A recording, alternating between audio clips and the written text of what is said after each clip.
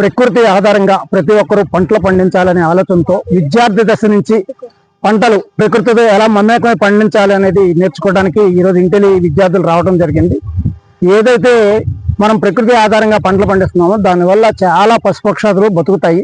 ఈ రోజు మనం ఈ పొలానికి రాగానే మనం చూడగానే కత్తెరపెట్లు కనిపించాయి, కొంగలు కనిపించాయి, బీఈటర్స్ కనిపించాయి, ఇలా కొన్ని రకాల పక్షులు కనిపిస్తున్నాయంటే ఇంకా ఈ పొలం రసాయనాల కాలుష్యంతో పూర్తిగా నాశనం అవ్వలేదు అని అర్థమవుతుంది. ఏదైతే కెమికల్ ఫెర్టిలైజర్స్, కెమికల్ పెస్టిసైడ్స్ ప్రధానంగా ఈ గడ్డి మందులు వాడుతున్నారో దానివల్ల బంగారు పిచ్చుకలు అంతరించిపోతున్నాయి, కత్తెరపెట్లు అంతరించిపోతున్నాయి, తాబేళ్లు, కప్పలు, పీతలు ఇలా అనేక రకాల జాతులు అంతరించిపోతాయి. ఆ జాతులన్నీ అంతరించిపోతున్నాయి అంటే భవిష్యత్తులో మనిషి అంతరించిపోయే రోజులు వస్తున్నాయని అర్థమవుతుంది. కాబట్టి మనుషులు మనం బతకాలి అంటే ముందు రసాయనాల కాలుష్యం లేని ఆహారం కావాలి. మనకి రసాయనాల కాలుష్యం లేకుండా పంటలు పండించాలి. దీంతో ప్రతి ఒక్కరు సహకరిస్తానని కోరుతున్నాం.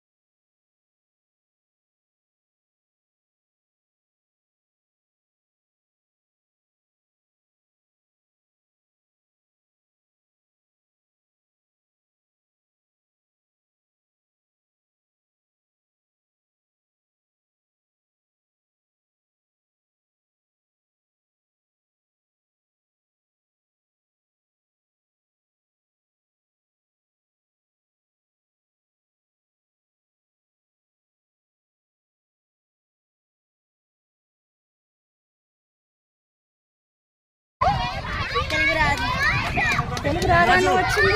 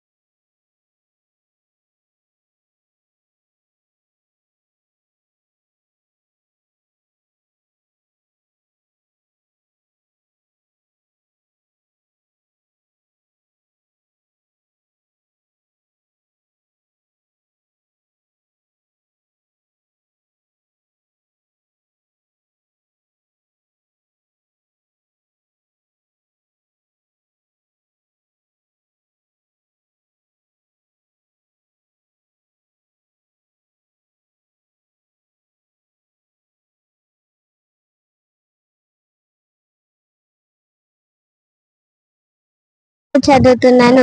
ఇవాళ నేను ఈ పొలంకి ఫీల్డ్ ట్రిప్ కోసం వచ్చాను. ఇక్కడైతే చాలా పువ్వులు ఇంకా పక్షులు ఉన్నాయి. మేము ఇంకా మొక్కలు కూడా నాటాము. ఇక్కడ ఒక వ్యవసాయం నేర్పితే పిల్లలకి, కాలేజీ పిల్లలకి, స్కూల్లో చదువుకున్న పిల్లలకి ఇప్పటి నుంచే వ్యవసాయం నేర్పితే వ్యవసాయం చేయడం అన్నది వాళ్ళకి అవగాహన వస్తుంది. ఇప్పటి నుంచి నేర్పకపోతే తర్వాత తిండి కిందలకు కూడా ఇబ్బంది పడవలసిన అవసరం వస్తుంది, రోజులు వస్తాయి. రాశిత, నేను 5వ తరగతి. ఈరోజు మనం ఫీల్డ్ ట్రిప్ వచ్చాం. ఈరోజు మనం మొక్కలు నాటుకొచ్చాం. మొక్కలు చాలా ఇంట్రెస్టింగ్ గా కూడా ఉన్నాయి. ఇక్కడ మనం చాలా జీవులు ఇంకా బర్డ్స్ ని కూడా చూసాము.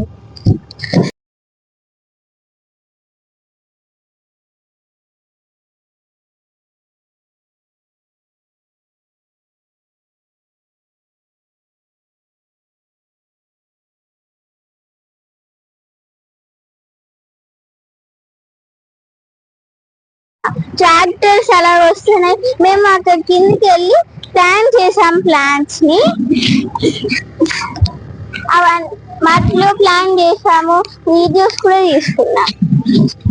సో ఇక్కడ చాలా అనిమల్స్ ఉన్నాయి అండ్ ఫ్లవర్స్ చాలా ఉన్నాయి. మేము ప్లాన్ చేసాం ప్లాంట్స్. పేరు గీతాంశిక, నేను 5వ తరగతి చదువుతున్నాను. నేను పొలానికి వచ్చి నాటాను. ఇక్కడ బోల్డ్ టీచర్స్ తో మేము ఆడాము. మేము ఇక్కడ అన్ని ఎక్స్ప్లోర్ చేసాము. మేము వాళ్ళు ఎలా చేస్తారో కూడా చూసాము. అందరికి నచ్చలేదు కానీ మాకు చాలా నచ్చింది. మేము అన్నిటిని ఎక్స్ప్లోర్ చేసాం. Thank you. And it's a very good experience. For the first time I'm experiencing this. I came to the farm and how to crop those. The children also enjoyed a lot, and it's a very good experience where these are clearly like free from pests, and they're using very good fertilizers even, and it's a very good experience for my life. Thank you. Gattupalli ప్రాంతంలో ఉన్న పంట పొలాలను చూడడానికి వచ్చాము. మేము మారికవలస ఇంటిల్లి school నుంచి వచ్చామండి.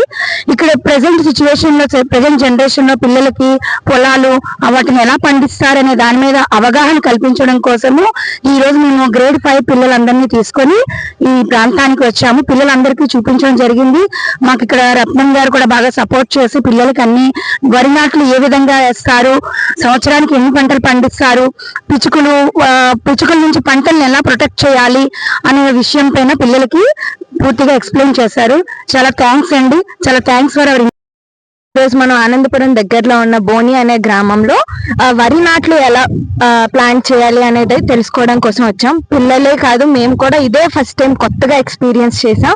అంటే ఆర్గానిక్ కల్చరింగ్ అంటే ఏంటి, ఆర్గానిక్ బేస్డ్ ప్లాంటింగ్ అంటే ఏంటి, అలాగే ఎటువంటి కెమికల్స్ కానీ, పెస్టిసైడ్స్ కానీ, ఫెర్టిలైజర్స్ కానీ యూజ్ చేయకుండా వరి నాట్లు నాటడం, పండించడం. అలాగే ఇక్కడ నుంచి చాలా ఊర్ల వరకు ఇదే పంపిణీ చేయడం జరుగుతుంది. ఇలా వీళ్ళు ఎటువంటి ఫెర్టిలైజర్స్ కానీ, పెస్టిసైడ్స్ కానీ, కెమికల్ బేస్డ్ ప్రొడక్ట్స్ యూజ్ చేయకుండా వాడటం వల్ల ఇక్కడికి చాలా పక్షులు అనేవి వలస వస్తున్నాయి. అంటే మనకి తెలుసు ఈ కెమికల్ వాడితే ఏమవుతుంది, చాలా మంది ఎఫెక్ట్ అయిన వాళ్ళు కూడా ఇందులో ఉన్నారు. అలా ఎటువంటి కెమికల్ బేస్డ్ లేకుండా ప్రకృతి సిద్ధంగా వాడుతుండడం వల్ల చాలా వరకు ఇక్కడ మొక్కలు, మనుషులు, అవి తినడానికి వచ్చే పక్షులు ఆరోగ్యంగా ఉన్నాయి. ఇక్కడ ప్రకృతి కూడా చాలా ఆహ్లాదంగా, ఆనందంగా ఉంది.